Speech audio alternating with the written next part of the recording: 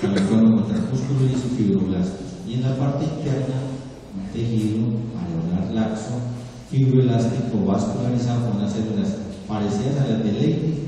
En el hombre secretan andrógenos, aquí también se dice que secretan andrógenos ciliares, y otras células intersticiales que secretan estrógenos, y que al parecer en animales de alta camada pueden estar ahí persistentes. Acá tenemos la médula y por fuera de la corteza, y vemos un montón de huequitos con espacios blancos. Esos espacios blancos pueden corresponder a ovonias, estas serían las células germinativas, las chiquiticas, espacios, las células del citoplasma, alrededor de la membrana celular, y alrededor de unas células que vamos a llamar células germinativas.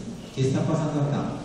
Vieron en el desarrollo embrionario, ¿cierto?, que hay unos abultamientos en la pared posterior del desarrollo, ¿cierto?, que van a ser las gónadas. Entonces, a esas gónadas llegan unas células del saco vitelino, que son las oogonias, ¿cierto? Esas oogonias detienen la primera, están en reposo, en la primera división meiótica, el diplotene de la primera división meiótica, y se aproximan acá en millonadas. A la cuarta semana llegan millones y millones de oogonias y se disponen al ladito de ese ovario de desarrollo y empiezan a migrar, se van metiendo al ovario, y acá están entonces epitelio germinativo, ¿cierto? Y acá están también lámina basal. La más rojita de afuera va a ser la lámina basal, en diferentes folículos, en diferentes estadios de desarrollo. Entonces, los folículos primarios, ¿quiénes son? Primordiales, perdón, son oogonias que se metieron a la corteza ovárica y que se rodearon de epitelio germinativo.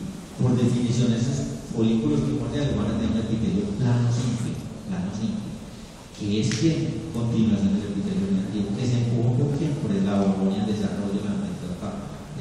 Así de sencillo, es un folículo primordial. Repito, es un oogonio revestido de células planas, a su vez asentando sobre una lámina basal.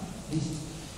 Y entonces ahí vamos a encontrar, después de la pubertad, por influjo de la FSH, recuerden que la FSH, la hormona estimulante de los folículos, mensualmente, esa FSH va a estimular 10, 20, 30, 40, 50 folículos primordiales para que empiecen a crecer. Por eso se llama folículo estimulante, hormona estimulante de los folículos. Y entonces esos folículos primordiales van a empezar a crecer.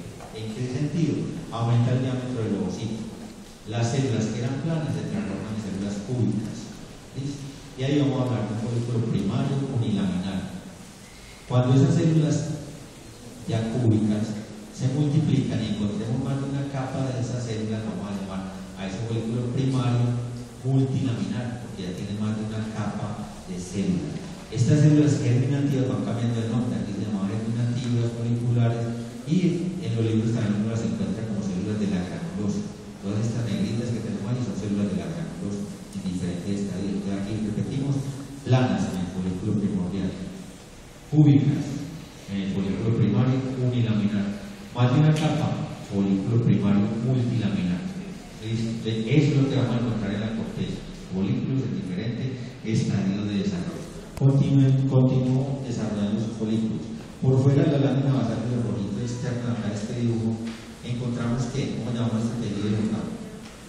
Estroma-ovario.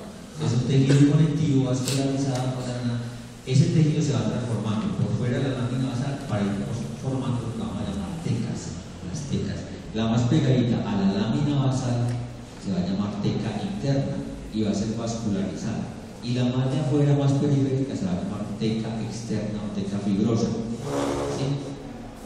Entonces, por acá en azul podríamos dibujar el estroma y pensar que entonces lo más cerquita a esta lámina basal va a ser la teca interna y lo más de afuera la teca externa. Entonces, todo eso es estroma ovárico que se diferenciará en tecas. Repetimos, la interna tiene vasitos sanguíneos capilares, es vascularizante. Aquí vamos a ver unos vasitos pensando que esta es la teca interna. Listo. ¿Qué está pasando en la sangre en la niña durante este ciclo ovárico? Si pudiéramos graficar las hormonas, y este fuera el día 0 del ciclo ovárico y este día 30, vamos a encontrar que empezamos a medir los estrógenos. Y esos estrógenos como nos van a mostrar dos montañas, dos picos, un pico acá y otro pico acá, que es en la primera mitad del ciclo ovárico se están produciendo muchos estrógenos tipo estradiol. ¿Y quién los está produciendo? La teca interna. La teca interna está produciendo androstendiona, una especie de andrógenos, son los andrógenos. Y esos andrógenos van a pasar a la lámina basal de este folículo en desarrollo y va a llegar a las células foliculares.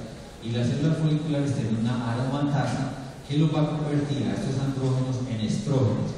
Y entonces repetimos, hay un pico máximo en la primera mitad del ciclo ovárico. Y eso entonces, esos estrógenos los están produciendo dos tipos de células. ¿Dónde empezaron a producirse?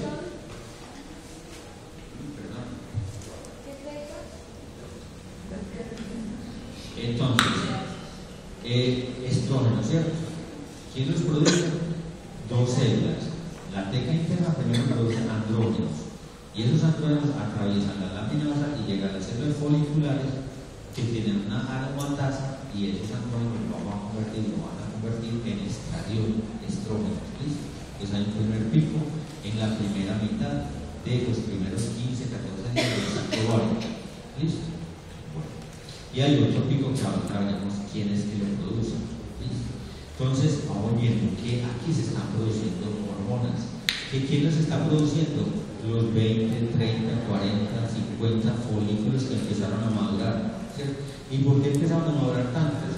Para seleccionar de pronto el mejorcito y el que va a origen al óvulo para que sea fecundado, ¿cierto? Y se forme un nuevo ser.